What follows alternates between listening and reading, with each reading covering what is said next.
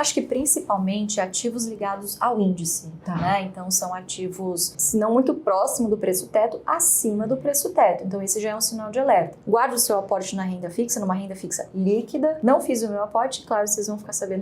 Aí só a Receita Federal está interessada em saber. Quando está todo mundo otimista, é hora de você ficar um pouquinho mais pessimista com os seus aportes. O Brasil está barato, tem boas ações, a bons preços que pagam bons dividendos, né? O Ibovespa tinha acabado de bater o seu primeiro recorde em 2026 e o Brasil ainda nem é o primeiro na lista, nem foi o que em dólar subiu mais. As ações brasileiras estão perto de um nível de bolha? Bom, esse é um alerta feito recentemente pelo Bank of America, considerando a disparada da Bolsa de Valores brasileira no começo de 2026.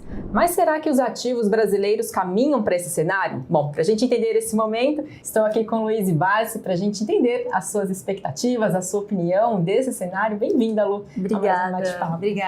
Gente, vamos ter que falar desse assunto, né? Eu até brinquei no Instagram, Fabi, que a mesma instituição, né, no meio de janeiro, falava sobre investir no Brasil, de como eles viam essa oportunidade pela entrada justamente de fluxos estrangeiros, né? E deram compra para o Brasil. E aí, em questão de 20 dias, a mesma instituição veio com a notícia de que, olha, agora o Brasil virou uma bolha, né? Como que é possível a gente, em menos de 30 dias, em menos de um mês, imagina, né? Quem tá investindo, quem tá chegando agora, deve ficar louco, né? Sim, tá. Então acho que é muito investidor muito aí esse investidor. momento. Então vamos falar sobre isso para você ficar um pouquinho mais tranquilo, né? É isso aí. Então, pra gente entender, né, a parte, digamos, mais técnica, Lu, conta pra gente, então, o que significa, o que justifica um cenário de bolha, né? Os ativos financeiros chegar nesse nível, né? Qual que é a característica para esse cenário?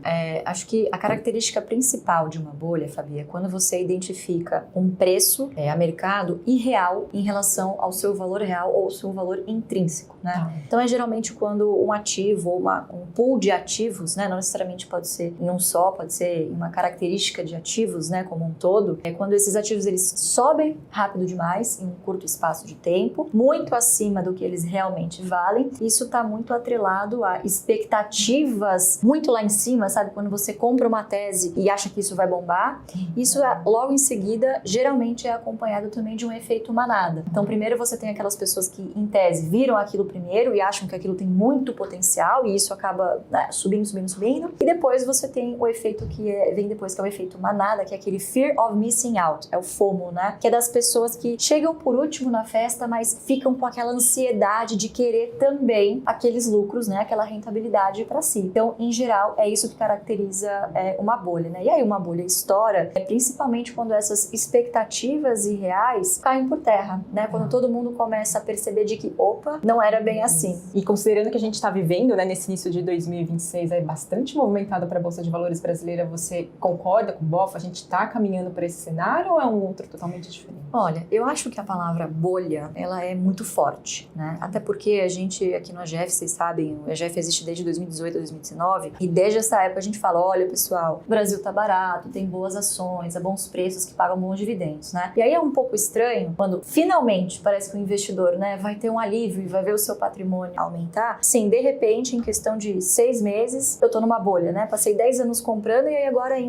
questão de 6 meses, tudo isso vai estourar. Eu acho que a gente precisa considerar algumas coisas. Primeiro de que, de fato, quando você tá no início de bull market, é muito difícil você enxergar que você tá nessa situação. Primeiro porque você tá acostumado a apanhar tanto, e o seu primeiro instinto na primeira alta, você já quer vender, colocar algum lucro no bolso, porque a sua expectativa é que caia, né? Sim. Você fica com medo de perder essa rentabilidade que você teve depois de tanto tempo, né? Eu acho que tem essa questão. Segundo, eu acho que, de fato, a última vez que nós gravamos sobre a alta do Ibovespa foi no meio de janeiro. O Ibovespa tinha acabado de bater o seu primeiro recorde em 2026 para os 160 mil pontos. Naquele momento, por mais que ainda parecesse que, poxa, a bolsa já tinha subido bastante, a gente ainda via muitas empresas abaixo de preço teto e, portanto, ainda bem distantes do seu valor justo. O preço teto está aqui, é a sua margem de segurança, aqui está o valor justo. Esses 20 dias se passaram, e foi quando veio esse alerta do Bank of America, e o fluxo começou a entrar. Esse movimento começou a se acelerar. E o Ibovespa bateu 9 recordes nominais consecutivos depois que a gente gravou esse primeiro vídeo do primeiro recorde. Então, de fato, eu não sei se bolha é um termo muito forte para isso, mas é um fato, a bolsa subiu muito rápido e única e exclusivamente por uma questão de fluxo. Não é que os investidores estão olhando para o Brasil e de repente aqui é um país maravilhoso, né, que está com as suas contas em dia e que vai ser o país do futuro, nem nada disso. É muito mais por uma conjuntura externa, e a gente assistiu isso não só nos ativos brasileiros, Unidos, como também nós assistimos esse movimento em outras bolsas de mercados emergentes. E o Brasil ainda nem é o primeiro na lista, nem foi o que em dólar subiu mais. Tem México nessa lista, se não me engano, Peru e Colômbia subiram mais do que o Brasil e tudo mais. Então o Brasil entrou nesse bolo de mercados emergentes que receberam esse fluxo extra vindo principalmente, unanimemente, do capital estrangeiro, né? Então não sei se o termo bolha especificamente seria o melhor para definir, mas eu acho que sim. Subiu muito e subiu rápido demais. E a gente sempre tem uma postura aqui no AGF que é o seguinte, quando tá todo mundo muito pessimista, né, Fabi? Poxa, aí é hora de você, mesmo com aquela dor de estômago, apertar o botão, né? Porque muito provavelmente é um ativo que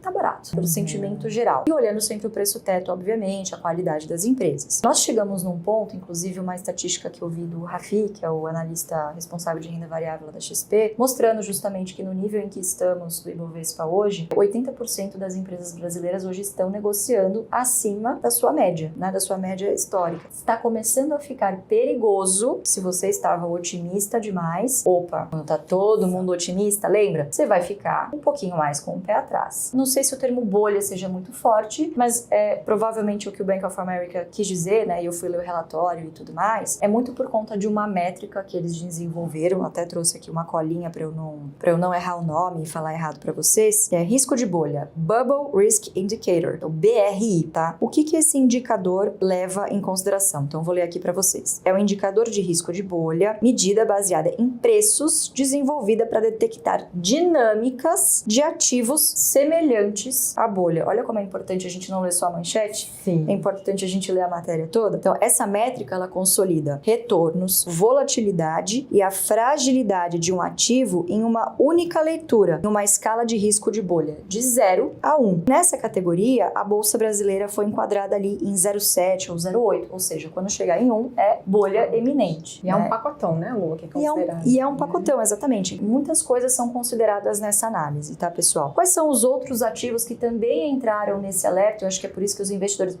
caramba, tira casaco, põe casaco, né? Fica aquela dúvida, mas é que é importante a gente prestar atenção. Nada de alarmismo, mas é pra gente prestar atenção. Estavam nessas mesmas categorias o ouro e a prata, que a gente viu muito recentemente também, deu uma bela corrigida nos últimos dias, né? E deu uma assustada nos investidores que têm esse tipo de ativo nos seus portfólios. Então, de novo, eu acho que essa entrada de capital estrangeiro, ela não é uma unanimidade do Brasil. Isso está acontecendo tanto com mercados emergentes, principalmente equities, né, pessoal, que são ativos reais, são empresas, e outros ativos tidos como hedge, como segurança, né? Então, o pessoal migrando muito para minerais. Então, você tem não só a prata, o ouro, mas agora está vindo à tona muito também teorias do cobre e tudo mais, né?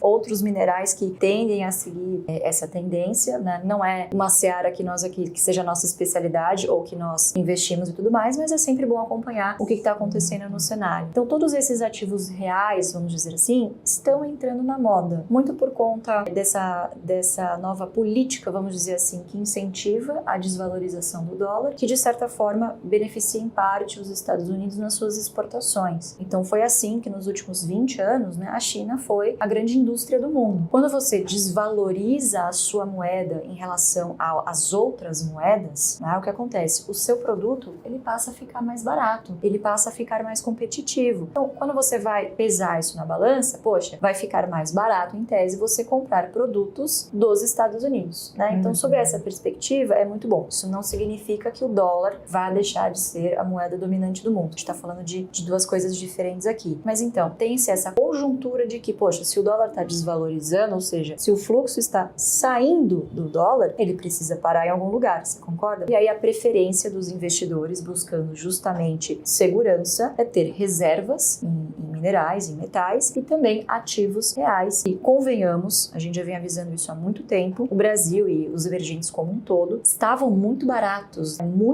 há muito tempo. Então, quando o gringo vê de fora, não é que ele negligencie, mas ele tem uma visão muito mais global e 360 dos ativos do que aquela visão nossa micro, sabe, que a gente tem. Como a gente está vivendo o cenário, a gente sabe que não tá esse morango todo, né? Então, assim, nós temos os nossos próprios demônios, vamos dizer assim, né? gente tem a questão fiscal, né? A gente tem ainda uma taxa de juros que é alta, né? Que existe a expectativa de cair, mas que, enfim, ainda não aconteceu, ainda em 2 dígitos, né? Então ainda freando a nossa economia. Então essas são todas as coisas para vocês observarem. O que eu quero dizer com isso? Eu não sei se vai ser bolha, porque a verdade é que ninguém consegue prever uma bolha. Se tá todo mundo falando que tem bolha, poxa, tá muito previsível, né? Mas eu acho que a chance que daqui em diante da gente continuar vendo esse movimento tão brusco, né? O Ibovespa subiu mais de 12% somente em janeiro. Entrou mais fluxo de capital estrangeiro em janeiro de 26 do que no ano de 2025 inteiro. Então, a chance de você ver um movimento desse se repetir no curtíssimo prazo é menor do que você ter uma correção, né? Porque nenhum ativo, pessoal, sobe assim. A gente gostaria muito, né? Que subisse em linha reta, mas isso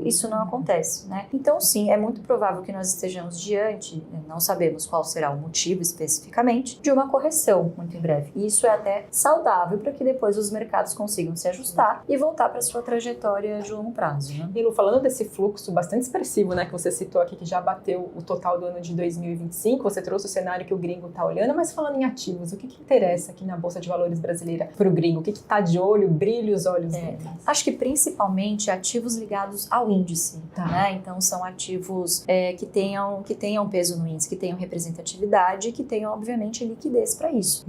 Então, justamente o que se vê, né, aquele estudo que eu trouxe para vocês, de 80% das empresas do índice estarem acima das suas médias históricas, é uma prova disso, né? Algumas coisas ficaram para trás? Sim, principalmente aqueles setores, aquelas empresas que geralmente são mais cíclicas, que estão alavancadas, que estão ligadas muito mais ao cenário doméstico do que ao cenário externo. Então, por exemplo, o setor financeiro, o setor de utilities, né, que é energia, saneamento, telecom, que tem ali o seu peso no índice e tudo mais, e as commodities, principalmente, esses deslancharam, né? Então, muitas das empresas que nós investimos hoje, muitas delas, inclusive, já estão, se não muito próximo do preço teto, acima do preço teto. Então, esse já é um sinal de alerta. Por outro lado, o que sobrou? Geralmente, small caps, que necessitam, né, desse cenário mais benéfico interno do país para se tornarem teses atrativas para o investidor, e geralmente são teses que são impulsionadas não só pelo fluxo estrangeiro, mas também pelos institucionais e pelas pessoas físicas.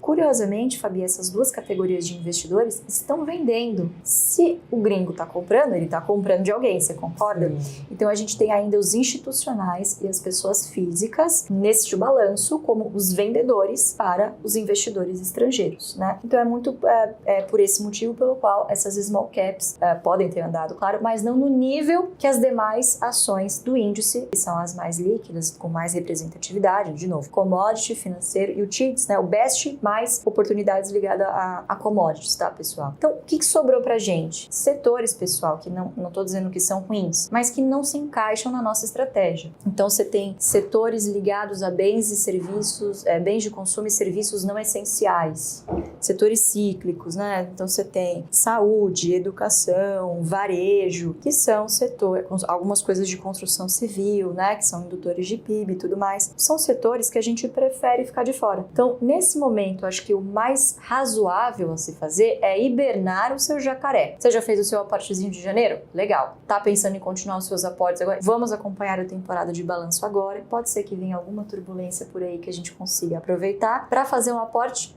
feijão com arroz. Lembrando também que a bolsa sobe caindo, né? No nosso último bull market, 2016 a 2021, nós tivemos grandes eventos de realização no meio de um bull market, né? Se você pegar onde estava o índice em 2016 e onde ele parou em 2021, foi assim, né? Mas lembra, não sobe em linha reta, ele sobe assim, ó. Então, no meio do caminho, a gente teve grandes quedas nesse período. Então, o próprio 2016, que foi um ano bastante turbulento depois do impeachment. A gente teve 2017 com o Joesley Day, né, toda aquela questão da Lava Jato, das construtoras, das empresas de frigorífico e proteína. 2018 nós tivemos a greve dos caminhoneiros, que foram 2-3 meses bastante turbulentos na Bolsa. 2018 foi um ano de eleição, então sempre traz uma volatilidade a mais. Teve toda a questão também da reforma da Previdência nos anos que se passaram, acho que foi 2019 e tudo mais, né? E a pandemia.